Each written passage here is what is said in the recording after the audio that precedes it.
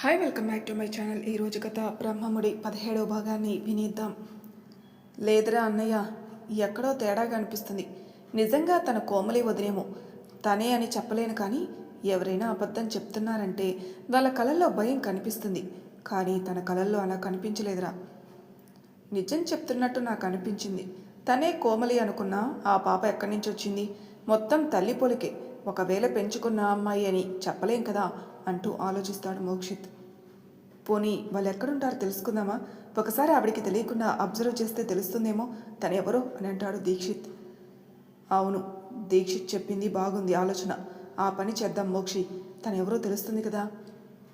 తెలుస్తుందమ్మా, but తన address ఎక్కడో నాకు తెలియదు. నేను తనని ఫాలో అవ్వలేదు. అయ్యో, ఎంత మంచి ఛాన్స్ మిస్ చేసావురా. ఒకవేళ అడ్రస్ తెలుసుంటే బహుశా తనెవరో కనిపెట్టేవాళ్ళం. మంచి ఛాన్స్ మిస్ అయింది.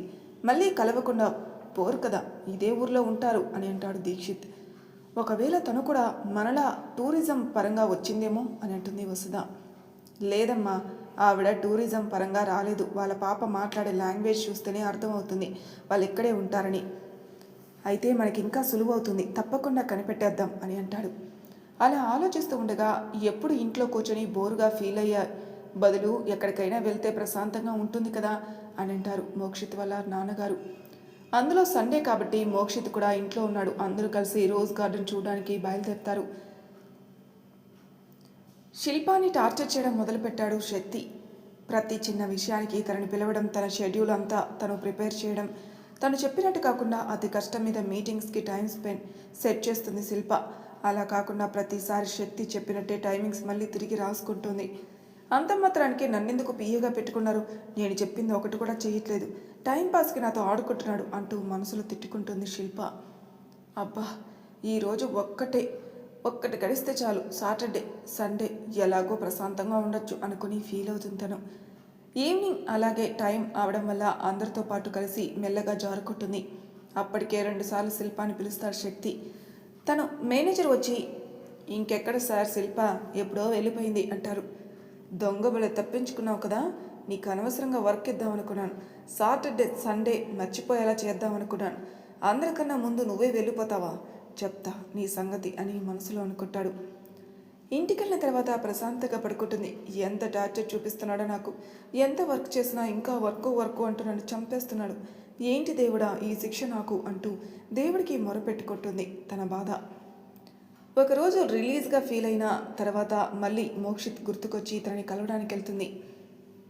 అప్పటికే ఇంటికి లాక్ వేయడం వల్ల వాళ్ళ అత్తయ్యకి కాల్ చేసింది. వాళ్ళ అత్తయ్య ఎక్కడున్నామో విషయం చెప్పేస్తుంది. ఇక తను కూడా రోజ్ గార్డెన్కి వాళ్ళని కలవడానికి బయలుదేరుతుంది. ఏంటి మేడం, మీ మూడు అవుట్ నుంచి బయటకు వచ్చేలా లేరు కదా? అలాంటిది ఏమీ లేదు, ఆ విషయాన్ని నేను ఎప్పుడూ మర్చిపోయాను అంటుంది కోమలి. అవును, మర్చిపోయినట్టు నీ కళ్ళలో స్పష్టంగా కనిపిస్తుంది. మరి ఏం చేయమంటావే? చాలా రోజుల తర్వాత చూశాను కదా, అందువల్ల కొంచెం ఆలోచించాను అంతే. సరే, నువ్వు ఇలాగే ఇంట్లో కూర్చొని ఉంటే నీ మనసు ఇలాగే ఉంటుంది. పద బయటికి వెళ్దాం అంటుంది కవిత. అప్పుడే శక్తి కూడా వస్తాడు. నేను కూడా అదే అందాం అనుకుంటున్నాను. ఎప్పుడు ఇంట్లోనే కూర్చొని ఉంటే ఎలా చెప్పు? పాపని ఎక్కడికైనా తీసుకుని వెళ్తే కదా. అయ్యో అంకుల్, మమ్మీకి ఎన్నిసార్లు చెప్పినా నా మాటే వినడం లేదు. నేను బయటకు వస్తే అల్లరి చేస్తానని నన్ను ఇంట్లోనే పడేస్తుంది మమ్మీ అంటుంది పాప. చాలా ముద్దుగా మాట్లాడుతుంది హర్షి. తనని దగ్గరికి తీసుకుంటాడు శక్తి. ఇంత అందమైన క్యూట్ గర్ల్ని చూస్తే ఎవరికైనా కోపం వస్తుందా చెప్పు? నీ అల్లరి ఎవరినైనా భరించాల్సింది తప్పనిస్తే ఎవరికి కోపం కూడా రాదు అంటూ తనని ఇంకా ముద్దు చేస్తాడు. సరిపోయేవరా అన్నయ్య, అసలే ఇది చేసే అల్లరి మామూలుగా లేదు. ఇంటికి వచ్చిన తర్వాత మళ్ళీ మీరు చేసే గారాబం వల్ల అది నెత్తినెక్కి కూర్చుంటుంది. అమ్మే ఆల్రెడీ దీన్ని చెడిపేసింది, ఇప్పుడు నువ్వు కూడా తయారయ్యావా? దీన్ని ఏదో కంట్రోల్లో పెడతావనుకుని కోమలికి ఏదేదో చెప్పిన మరి ఇక్కడికి తీసుకుని వచ్చాను. నువ్వు చూస్తే ఏమో తనని చెడగొట్టేలా ఉన్నావు అంటూ తన మీద గయ్యమంటుంది కవిత. ఇది నా బంగారు తల్లి, అలాంటి అమ్మాయి మీద నేనెందుకు అరుస్తానే? అరిస్తే నీ మీద అరుస్తాను. నువ్వెప్పటికీ రాక్షసివే కదా. చూసావా, ఒక చిన్న విషయాన్ని ఇంతలా నా మీద విరుచుకుపడుతున్నా? సారీ చెప్పు నా బంగారు తల్లికి అని అంటాడు. పోరా, నీకు చెప్పను దీనికి చెప్పను అంటూ బుగ్గ గిల్లుతుంది హర్షిది. చూసారా అంకుల్, తను చూడండి మళ్ళీ నా మీద ఎంత కోప్పడుతుందో అంటూ కవిత మీద చాడలు చెప్తుంది. దానికి పొగరు ఎక్కువైంది, అందుకే ఎవరో ఒకరి చేతిలో మూడు ముళ్ళు వేసిన తర్వాత ఇంటి నుంచి బయటికి తరిమేద్దాం అంతే కదా అంటాడు. అది ఆ పని చేసేయండి అంటూ అరుస్తూ చెప్తుంది హర్షి. చూసారా, అమ్మో ఇది చూడని నన్ను ఎలా మాట్లాడుతుందో, నన్ను ఇంట్లో నుంచి తరిమేస్తానని అంటున్నారు వీళ్ళిద్దరూ. అరే ఆపండ్రా మీ అల్లరి, ఎక్కడికో బయటికి వెళ్దామన్నారు కదా, మరి ఇక్కడే కూర్చున్నారు అంటే ఏంటి? నువ్వు కూడా మాతో పాటు వస్తున్నావా? నేనేంటి, మీ నాన్న కూడా వస్తున్నారు. సరిపోయారు, టోటల్ గ్యాంగ్ మొత్తం దీనిని గారాబం చేయడానికే బయలుదేరారు. ఇంకెందుకు పదండి అంటుంది కవిత. అలా అందరూ కలిసి బయటికి వెళ్తారు. అలా బయటికి వెళ్ళిన తర్వాత ఆ పాప కోసం షాపింగ్ చేసి వాళ్ళు కూడా కొన్ని డ్రెస్సులు తీసుకుంటారు. అలాగే వాళ్ళ ఇంటికి వెళ్ళే దారిలో రోజ్ గార్డెన్ ఉంటుంది కాబట్టి వాళ్ళు కూడా అక్కడికి బయలుదేరుతారు. చూడడానికి చాలా అందంగా ఉంటుంది, దానికి తోడు బోటింగ్ కూడా ఉంది అక్కడ. అలాగే పిల్లలకు కావాల్సినవి తినడానికి, ఎంజాయ్ చేయడానికి one of the beautiful place అనే చెప్పాలి. అలా కోమలి వాళ్ళు ఒక దగ్గర కూర్చుని ఉంటారు. వాళ్ళకి వెనక సైడు మోక్షిత్ వాళ్ళ ఫ్యామిలీ కూర్చుని ఉంటుంది. కోమలి వాళ్ళకి ఆపోజిట్గా కూర్చోవడం వల్ల కోమలి ఫేస్ వాళ్ళకి కనిపించదు. దీక్షిత్, ప్రియా, బిట్టు ముగ్గురు కలిసి బాల్తో ఆడుకుంటూ ఉంటారు. అలా ఆడుకుంటూ ఉండగా ఆ బాల్ హర్షికి తగులుతుంది. హర్షి కోపంగా పైకి లేస్తుంది.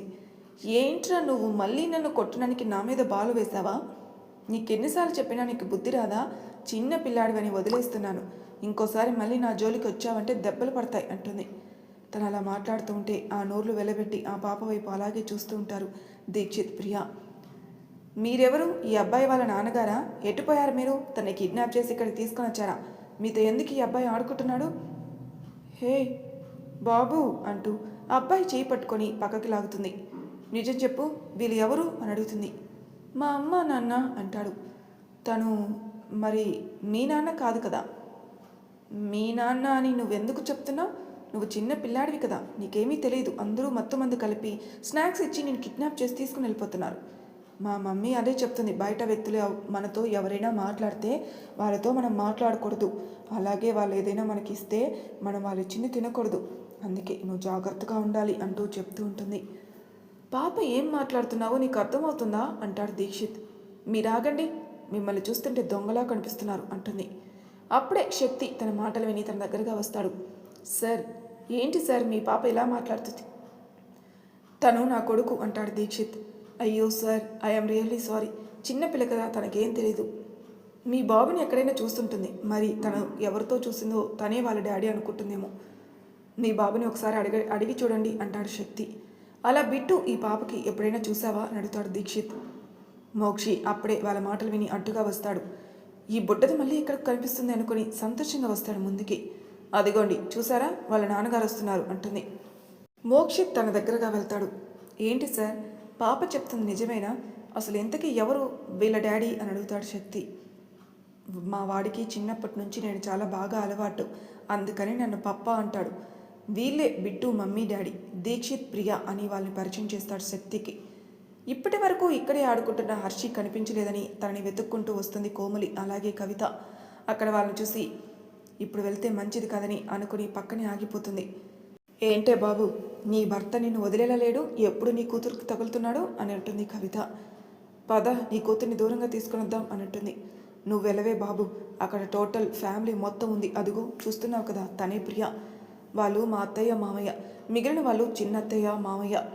చిన్నత్తయ్య వాళ్ళ కొడుకే దీక్షిత్ అంటూ తనని అందరూ దూరం నుంచి చూపిస్తూ కవితకి తెలియపరుస్తుంది. టోటల్ ఫ్యామిలీ మొత్తం దిగిందనమాట. నిజమే, నీ కూతురు మాటలు చూస్తే వాళ్ళు తొందరగా కనిపెట్టేస్తారు. నువ్వు అక్కడున్న క్యాంటీన్లో ఉండు, మమ్మీ డాడీ కూడా అక్కడే ఉన్నారు కాబట్టి నేను ఎలాగోలా నీ కూతుర్ని తీసుకొని వస్తాను అని చెప్పి వెళ్తుంది కవిత. అప్పుడే అందరూ వస్తారు. మోక్షి, నువ్వు చెప్పిన పాప తినేనా? అవునమ్మా, ఈ అల్లరి పిల్లే తినే. మరి మీ మమ్మీ ఎక్కడా అని అడుగుతుంది వసుధ. మమ్మీ ఎక్కడా అంటూ వెనక్కి తిరిగి చూస్తుంది. వాళ్ళ మమ్మీ మా డాడీ మా మమ్మీలతో బయటికి వెళ్ళింది. తాతయ్య నానమ్మ నిన్ను కూడా రమ్మని అంటున్నారు. ఇక్కడేం చేస్తున్నావురా అన్నయ్య, పాపను తీసుకొని వెళ్ళు అంటుంది కవిత. అందరూ మీకోసం వెతుకుతున్నారు, వెళ్ళండి అని అంటుంది. సరేనండి, మళ్ళీ కలుద్దామని చెప్పి పాపనెత్తుకుని ముందుకెళ్తాడు. మా హర్షి అందరికీ చాలా దగ్గరైపోతుంది, అందులో పెద్దవాళ్ళు మాట్లాడినట్టు మాట్లాడేస్తుంది. తప్పుగా ఏమైనా మాట్లాడి ఉంటే క్షమించండి అని అంటుంది కవిత. అయ్యో పర్వాలేదమ్మా, చాలా క్యూట్గా ఉంది, తను చాలా బాగా మాట్లాడుతుంది, అలాంటి అమ్మాయి మీద ఎవరైనా కోపడతారా అంటుంది వసుధ. నిజమే, చాలా క్యూట్ గర్ల్ తను అని అంటాడు మోక్షి. ఏంటో ఇది అస్సలు అర్థం కాదు, కన్న తండ్రి కూతురు గురించి చెప్పుకుంటున్నాడు, నేనే ఆ బిడ్డకి తండ్రి అని కూడా తెలియదు ఈయనకి అని మనసులో అనుకుంటుంది. ఇంతకీ పాప నీకేమవుతుందమ్మా అని అడుగుతుంది తనకి. నేను అత్తనవుతాను. పాపని తీసుకెళ్తున్నారు కదా అంటే అతనే మా అన్నయ్య, పాప వాళ్ళ ఫాదర్. వాళ్ళ అమ్మేమో మీరు మాల్లో చూశారు కదా, ఆవిడే మా వదిన. అన్నయ్య దుబాయ్ నుంచి నిన్నే వచ్చారు, అందుకే కూతుర్ని తెగ తిప్పేస్తున్నాడు. మా వదినికేమో అత్తమామల సేవ చేయడంలో బిజీ, అందుకే ఆ అమ్మ నాన్నలతో కలిసి క్యాంటీన్కి వెళ్ళింది. సరే అండి నేను ఇక వెళ్తాను అంటూ వెళ్ళిపోతుంది కవిత. ఏంట్రా అన్నయ్య, వదినికి పెళ్ళయిందా? అసలు తను వదినో కాదో తెలుసుకోవాలి కదా, అలా ఎలా అనేస్తావు? మరి చెప్తున్నారు కదా అమ్మ, తను కోమలి పోలికలతో ఉన్న వేరే అమ్మాయి అయి ఉంటుంది, లేకుంటే పెళ్ళెందుకు చేసుకుంటుంది చెప్పు? ఎన్నో ఆశలతో పాపను చూసి సంతోషంగా ఇక్కడికి వచ్చాను, మన కోమలి అయి ఉంటుందేమో అని. తను కోమలి కాదు మోక్షి అంటూ దిగులుగా చెప్తుంది వసుధ. బాధగా అనిపిస్తుంది మోక్షిత్కి. సరే పదరా అన్నయ్య, ఇప్పటికే చాలా ఆలస్యమైంది కదా, ఇంటికి వెళ్దామని చెప్పి ఇంటికి వెళ్ళబోతున్న సమయంలో కోమలి వాళ్ళ అందరితో కలిసి సరదాగా నవ్వుతూ వెళ్తుంది. అందరూ కోమలి వైపే చూస్తారు. శక్తి పాపని ఎత్తుకుని ముందు కదులుతాడు. శక్తి పక్కనే ఉంటుంది కోమలి. ఈడు చోడు చాలా బాగున్నారు కదా, కానీ పాప పోలికలు వాళ్ళ తండ్రితో మ్యాచ్ అవ్వట్లేదు, ఏదో తేడాగా ఉంది అన్నట్టుంది ప్రియా. ఇది వచ్చింది మళ్ళీ అని మనసులో అనుకుంటాడు దీక్షిత్. దీక్షి ఇలా పక్కకు వస్తావా అంటూ తన చేతిని పట్టుకుని తీసుకుని వెళ్తుంది. ఏంటి అంత సీరియస్గా, అందరూ ఉంటే నీకు ఇప్పుడు మూడొచ్చిందా, పక్కకు తీసుకుని వస్తున్నావు అంటాడు. ఛీ, ఎప్పుడు నీకు అదే దేశ, మరెందుకే నన్ను తీసుకుని వచ్చావు? మనిషిని పోలిన మనుషులు ఉండొచ్చు, కానీ సేమ్ కోమలిలాగే ఉంది తను. తను నవ్వుతూ వెళ్తుంది. చూసావా, కోమలి నవ్వుతుంటే కూడా డింపుల్స్ పడతాయి, తనకు కూడా అలానే ఉంది. పోలికలు ఉండొచ్చు, మరీ డింపుల్స్ కూడా ఉంటాయా? వసే పిచ్చిమొద్దు, మనిషిని పోలిన మనుషులంటే అన్నీ ఉంటాయి, కానీ మళ్ళీ దీని గురించి సపరేట్గా పిలిచి అడగడమా? అయ్యో పిచ్చి దీక్షి, నీకు అర్థం కావట్లేదు. ఆ పాపకి తన తండ్రి పోలికలు లేవు, మోక్షి పోలికలు కనిపిస్తున్నాయి అని తన చెవులు చెప్తుంది. అబ్బా వచ్చేసిందమ్మా సిఐడి ఆఫీసరు, వెళ్ళవే సర్చ్ చేయి, వాళ్ళ ఇంటికి వెళ్ళి మరి వాళ్ళని అడుగు అంటూ తన మీద తల మీద మొటిక్క వేస్తాడు. పెద్దవాళ్ళకి ఏమీ అనిపించలేదు, నీకు మాత్రం అనిపించింది, పద వెళ్దాం అంటూ ముందుకు నడుస్తాడు దీక్షిత్. ఛీ, ఈయనకి నా మాటే అర్థం కావట్లేదు, నాకెందుకో తేడా కొడుతుంది. తను తప్పకుండా కోమలి, ఆ పాపకి తండ్రి మోక్షిత్ అని అనుకుంటుంది ప్రియా. కట్టుకున్న భర్త నా మాట నమ్మట్లేదు, ఇక ఇంట్లో వాళ్ళు ఏమి నమ్ముతారులే అనుకుని ఆ మాట మనసులోనే పెట్టుకుంటుంది. మోక్షిత్ మాత్రం వెళ్తున్న కోమలి వైపు అలాగే చూస్తూ ఉంటాడు. నాకు ఎందుకో అనిపిస్తుంది, తను బాగా కావాల్సిన అమ్మాయిలా నా గుండె కొట్టుకుంటుంది. నిజంగానే తను నా కోమలి కాకుండా ఉంటే నా గుండె ఇలా కొట్టుకోదు కదా అంటూ తన్ని చూస్తూ ఆలోచిస్తూ ఉంటాడు. శిల్ప అక్కడికి వస్తుంది. శక్తి బయటికి రావడం చూసి పక్కనే ఉన్న కారు చాటుకెళ్ళి దాక్కుంటుంది. రామేశ్వరం వెళ్ళినా శనీశ్వరం నా వెంట తిరుగుతున్నట్టుంది, కర్మ కాకపోతే. ఒక్కరోజు కోపంలో తిట్టినందుకు ఈ బాస్ గార్డ్ టార్చర్ భరించలేకపోతున్నాను అనుకుంటూ వాళ్ళ కారు వెళ్ళేంత వరకు అక్కడే ఉండి తర్వాత బయటికి వస్తుంది. ఏంటి అప్పుడే బయటికి కదిలారు, నేను రాకముందే అంటూ వస్తుంది శిల్ప. దీని టార్చర్ ఒకటి మా ప్రాణాలకి అని అనుకుంటాడు దీక్షిత్. ఇది పట్టుకుంది మాకు జిడ్డులా. కోపంగా దీక్షిత్ వైపే చూస్తుంది. ఏంటి మనసులో అనుకుంది కూడా వింటుందా దేవుడా అని నా వైపు అలా చూస్తుంది అనుకుంటాడు. నువ్వు పెళ్లి చేసుకున్నావుగా, ఒక పిల్లాడికి కూడా కన్నావు, సంతోషంగా ఉన్నావు కదా, మరి ఏం పోయా కలవరా నీకు? మీ అన్నయ్యకి నన్ను పెళ్లి చేసుకోమని చెప్పచ్చు కదా. ఇదేంద్రా అయ్యా, ఉరిమి వెళ్ళి మంగళం మీద పడిందంట, అలా ఇది అటు తిరిగి ఇటు తిరిగి నా మీదే పడి చేస్తుంది, నన్ను ప్రశాంతంగా బ్రతకనిచ్చేలే లేదు ఈ రాక్షసి అని అనుకుంటాడు మనసులో. ఇదొకటి మా ఆయన మీద పడి చేస్తూ ఉంటుంది. నాకు పెళ్లి జరిగినప్పటి నుంచి చూస్తున్నాను, టార్చర్ అయిపోతుంది అనుకో. దీక్షిత్ని పెళ్లి చేసుకోవాలనుకుంది, ఆ ఛాన్స్ నేను ఇవ్వలేదు, అందువల్ల ఇండైరెక్ట్గా టార్చర్ చేస్తుంది అనుకుని. కోమలి ఎక్కడున్నా త్వరగా వచ్చి, దీని టార్చర్ భరించలేకపోతున్నాను, నువ్వు తప్పనిస్తే మోక్షి లైఫ్లో ఇంకొక అమ్మాయి లేదు, అది నాకు బాగా అర్థమైంది అని అర్థం చేసుకోకుండా నువ్వు తనకి దూరంగా వెళ్ళిపోయావు. తను నీ కోసం ఎంత బాధపడుతున్నాడో మా అందరికీ తెలుసు, నువ్వు కూడా తెలుసుకోవాలనుకుంటున్నాను, అది నువ్వే అని నాకు తెలుసు, కానీ నువ్వు పెళ్లి చేసుకున్నావంటే నమ్మలేకపోతున్నాను అని మనసులో అనుకుంటుంది ప్రియా. చాలావే, మాటికి మీ పెళ్లి జరగలేదని వాడి మీద పడి ఏడుస్తావే అంటుంది వాళ్ళ అత్తయ్య.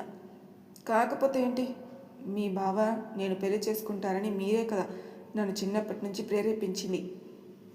లాస్ట్కి వచ్చేసరికి ఇద్దరు కూడా నాకు కాకుండా పోయారు. ఇప్పుడైనా నన్ను పెళ్లి చేసుకుంటాడంటే 4 ఏళ్ళ నుంచి చూస్తున్నాను, ఆ ధ్యాసే లేదు మీకు. అంతగా నువ్వు పెళ్లి చేసుకోవాలంటే చెప్పే, ఎవరైనా మంచి అబ్బాయిని చూసి మరీ పెళ్లి జరిపిస్తాం అంటాడు దీక్షిత్. అంటే ఏంటి నీ ఉద్దేశం? మా అమ్మ నాన్న నాకు పెళ్లి చేయలేక అప్పులు పాలైపోయారా? గతి లేకున్నామా, లేక నీకు అలసైపోతున్నామా మీ చుట్టూ తిరుగుతున్నానని? అంతేలే, చులకనగా మాట్లాడుతున్నారు నాతో అంటూ పెద్దగా ఏడుస్తుంది. శిల్పాను అక్కడున్న వాళ్ళందరూ తన వైపే చూస్తూ ఉంటారు. మరి శిల్పాగోళ మోక్షిత్కి ఎప్పుడు తగ్గుతుందో చూద్దాం నెక్స్ట్ ఎపిసోడ్లో. అంతవరకు నా ఛానల్ సబ్స్క్రైబ్ చేయని వాళ్ళు ప్లీజ్ సబ్స్క్రైబ్ చేసుకోండి, లైక్ చేసి షేర్ చేయండి. మీ అభిప్రాయాలు నాకు కామెంట్ రూపంలో తెలియచేయండి. Thank you for listening.